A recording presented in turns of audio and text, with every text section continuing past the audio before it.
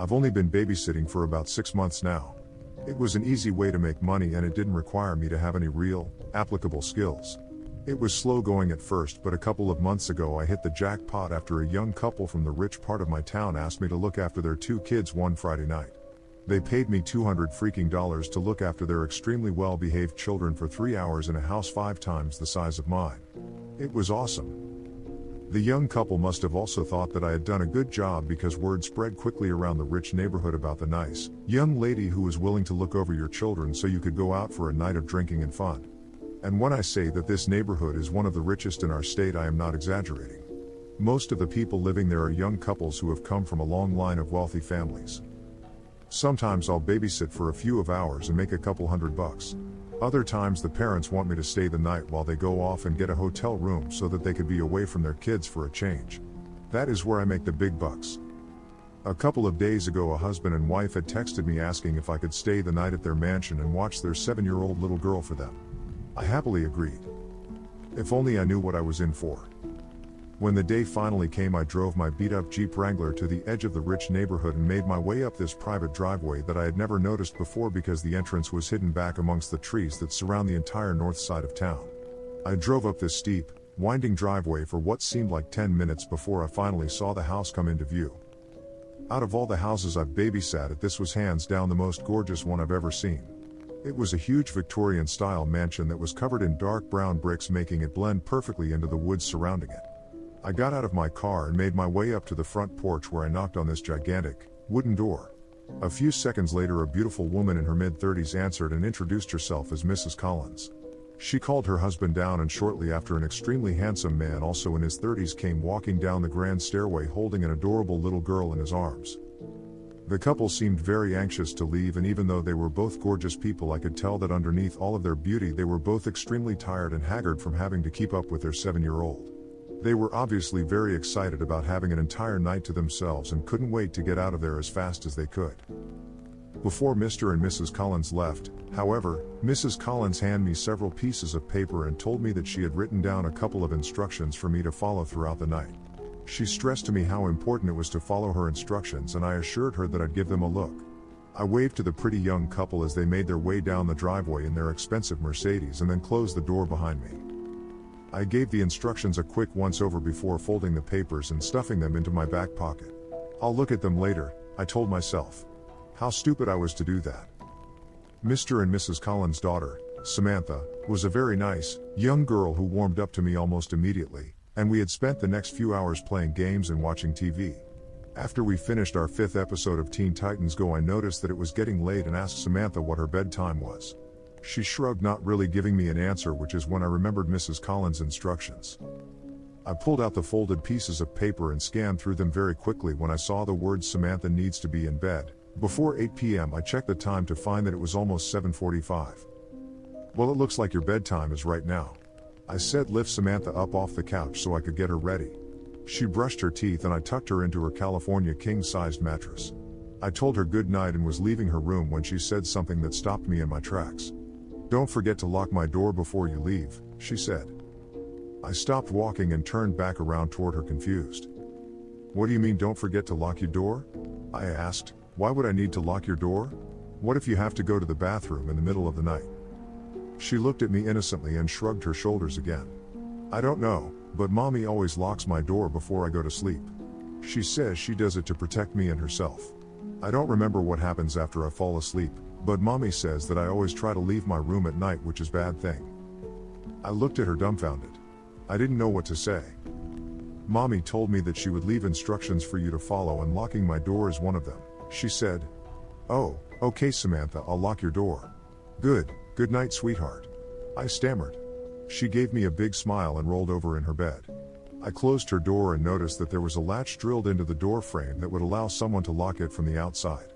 I closed the latch and then walked back downstairs so I could read the rest of Mrs. Collins' instructions.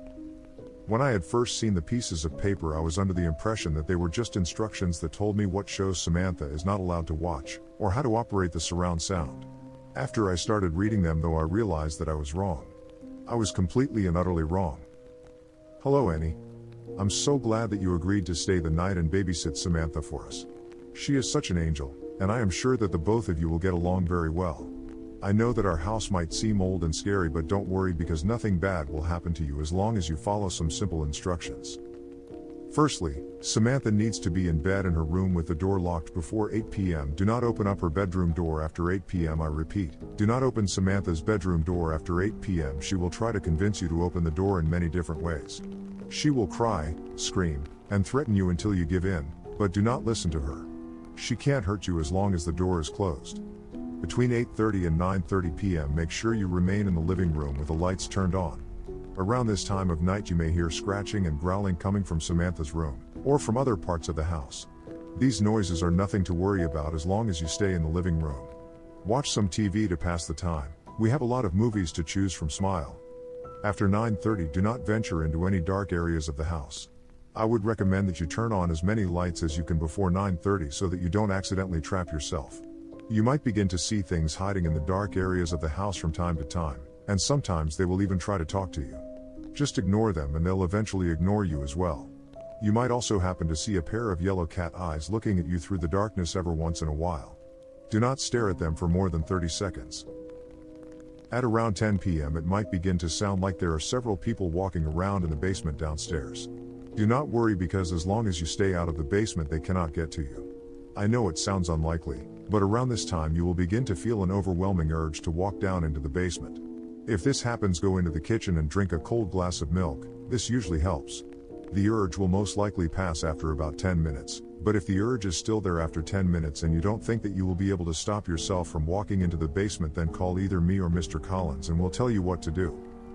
When 10:30 comes around you will begin to hear something running back and forth in the hallway upstairs. Stay on the first floor of the house during this time. Don't worry about Samantha, as long as you locked her door beforehand he won't be able to get to her. If you start to hear him making his way down the stairs, then lock yourself in the first floor bathroom with the lights on. He will knock on the bathroom door repeatedly and will try impersonating someone close to you like your mom or your dad in order to trick you into opening the bathroom door for him. He is really good at it. No matter what he says to you and no matter who he sounds like, do not open the door. He should go away after 5 minutes. Check under the door to make sure that he is no longer there before you open it. Now this next part is very important. You will be sleeping in our guest room upstairs for the night. Before you go to bed, make sure that you leave a plate outside your bedroom door with a piece of raw steak on it. You can find the raw steak in our refrigerator, and leave a glass of milk next to the plate as well. On a piece of paper write the words Park Aunt Mihi in red ink and leave it on the plate with the raw meat. Also, at some point during the night you might wake up and notice that there is something standing in the corner of your room. Please refrain from looking at the figure as much as you can. I'd recommend wearing earbuds so that you won't hear it muttering to itself. And that's about it. There are also a few other general rules that you should follow throughout the night just to make sure that nothing bad happens. Rule 1. If the house phone rings at any point during the night, don't answer it no matter how long or how loud it might ring. Mr. Collins and I will call your cell phone if we need to talk with you. Rule 2. If you feel something tap you on the shoulder at any point during the night, don't turn around, and wait at least 30 seconds before moving again. Rule 3. Don't eat meat after 8 o'clock. They might see it as a threat and will most likely attack you. Thanks again, Annie. If you have any trouble or questions, feel free to call me or my husband at any point during the night. If you do call us and a man with a very deep voice answers the phone, hang up immediately and try calling us again. P.S. Throughout the night you might hear a dog whimpering from somewhere off inside the house. We don't have a dog, so don't go looking for it. I hadn't realized what I had gotten myself into. It is currently 8:31 p.m. as I am writing this, and the growling noises just started. It sounds like they're coming from every room in the fucking house. I thought that Samantha's screams from a couple minutes ago were going to be the worst part, but now I can hear her muffled growls from upstairs, and I can assure you that this is worse. This is so much worse.